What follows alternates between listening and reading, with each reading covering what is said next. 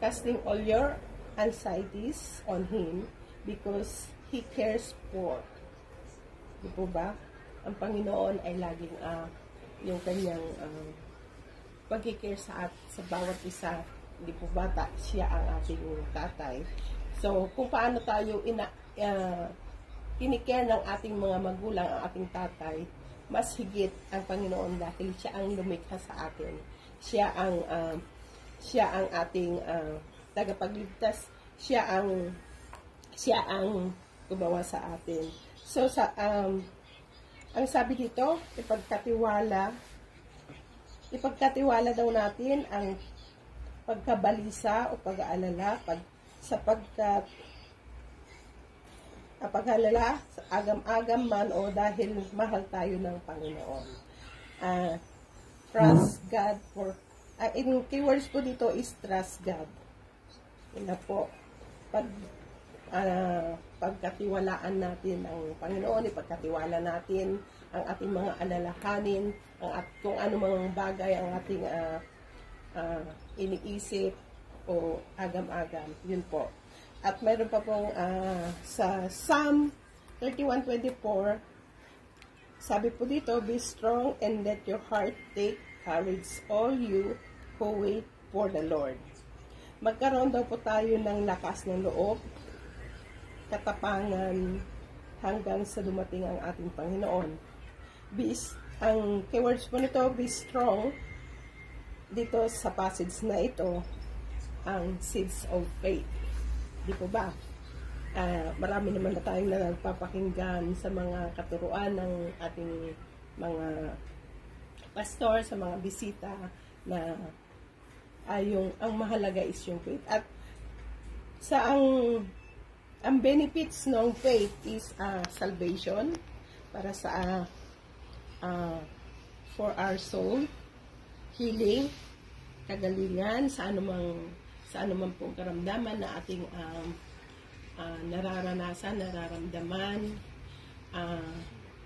Basta yung pananalig mo, yung faith mo sa Panginoon, kung natatandaan niyo po yung sa Bible, di po ba yung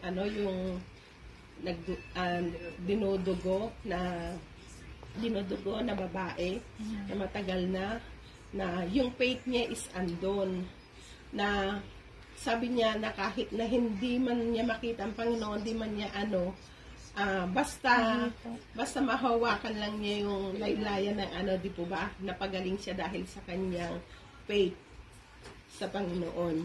Kaya siya napagaling.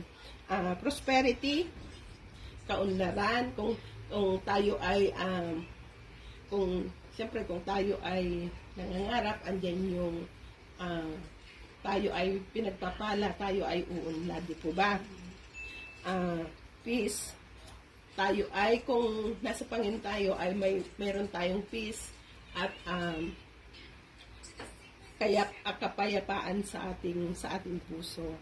Love, ayan po, dahil ang ating Panginoon ang unang umibig sa atin, kaya marapat lang na ibigay din natin ang pag-ibig natin sa ating mga kapwa.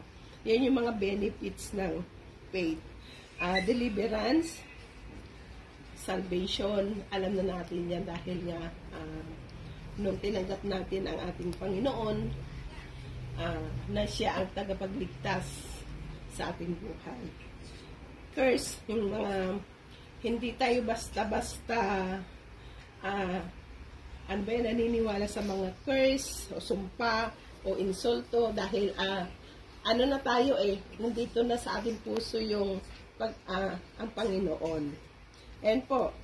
And last po sa 8, sanctification of mind and soul. At marami pa po tayong makikita sa mga verses na ito, kaya na sa Ephesians 2:8, 9, kung gusto niyo pong i-search, yan niyo po at sa 1 Peter 1:1-8 po, 1:8 po. At sabi po dito, faith can provide inner strength. Totoo naman yun kahit na sa isang linggo, kahit araw-araw tayo nagtatrabaho, andun pa rin yung kalakasan natin dahil sa ating paniniwala sa Panginoon. Faith teaches you give back and serve the blessed fortunate. Ayan po yung sinasabi. At yung pangatlo po, allow you to be selfless. Kumbaga, inuuna natin yung kapakanan ng iba kasi sa ating sarili. Kaya po ng dahil nga dito tayo, napakasaya yung pakiramdam natin na pag nakapagpadala tayo, di ba? Kahit na walang matira sa'yo. Ang sarap sa pakiramdam na alam mo na sila doon sa pamilya mo sa Pilipinas. Masaya sila, may nagagamit sila.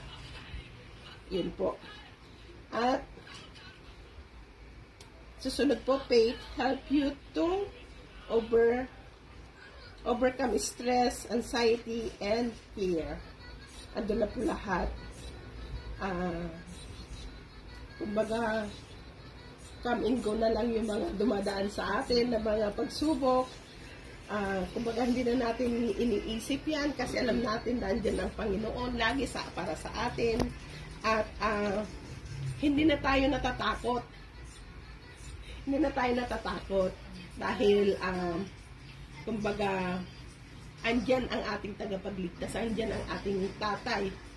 Basta huwag ka lang makalimot sa Kanya. Yun po. Faith can do a lot of things your life if you let it. If you will grow, you and allow you to do things you never thought yourself capable of. It will turn you into a dreamer who really believes that in God all things are possible. At matatagpuan po yan sa Matthew 19:26. At yun lang po. At sana po ay may napulot po kayo sa aking binahagi sa araw na ito about sa faith natin. Yun po. At kung meron po kayong gustong idagdag, napulot sa aking na-share, at kayo na lang po yung ano po yung masasabi niyo po.